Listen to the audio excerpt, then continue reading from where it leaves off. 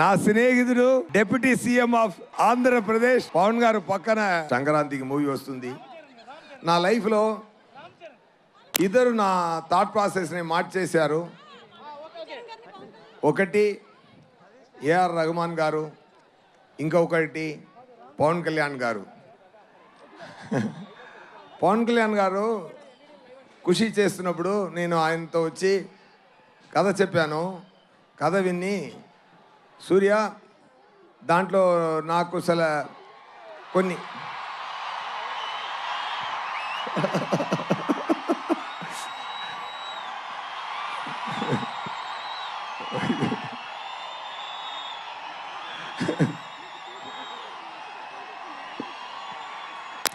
ఒక నిమిషం సార్ చెప్పారు కొన్ని కరెక్షన్స్ ఉంది, నేను దాంట్లో యాడ్ చేసుకుంటా.